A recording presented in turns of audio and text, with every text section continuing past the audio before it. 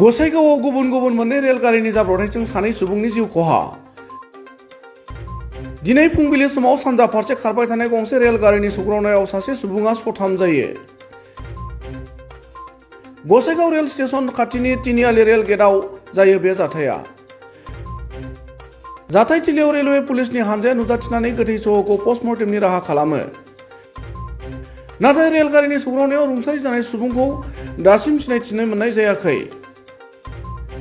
बेबादिनो 24 घन्टा जास्लाबैयावनो बेलासे समाव गसाइगावनि सिमुलतापुर रेल गेटआव फिन रेलगारिनि सौग्रावनायाव सासे सुबुङा जायगायावनो जिउ गोमायो। सिमुलतापुर रेल गेटआव रेलगारिनि सौग्रावनायाव रुंसारि जानाय सुबुंखौ गसाइगाव महकुमा सिंनि 2 नं माकटाइगाव गामिनि आमिर आलीनि फिसाज्ला रशिदुल इस्लाम मोनना मिथिहोयो।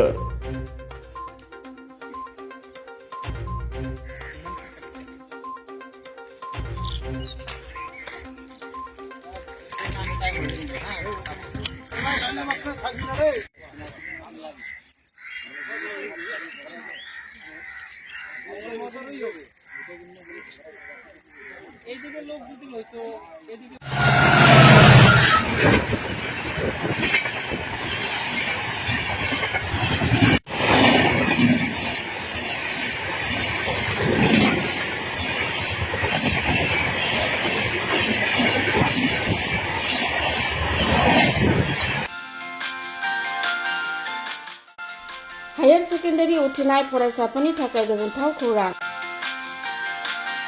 BA सेथि सेमिस्टारनि थाखाय गबिन्द बसुमतारी कलेजाव मुं थिसननाया सोलिगासिनो।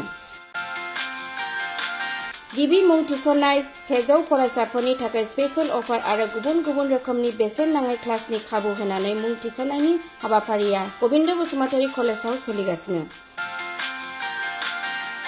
फरायसाफ्रा गावनि गोसो बायदि साबजेक्टफोरखौ सायख'नानै लानो हागोन। लोगोसे basic computer class, self defence, spoken English class बायदि खाबुफोरखौ फरायसाफ्रा बेसेन नाङाजासे लानो हागोन। बे कलेजाव गासैबो फरायसाफोरनि थाखाय फ्रि बासनि सार्भिसनि राहा आरो बिजाब बाख्रिनिबो राहा दं। आरो बे खेबनिफ्राय भिउ सेन्टार अदेबानि एग्जाम सेन्टार महरै फरायसाफ्रा गबिन्द बसुमतारी कलेजावनो आनजाद होनो हागोन।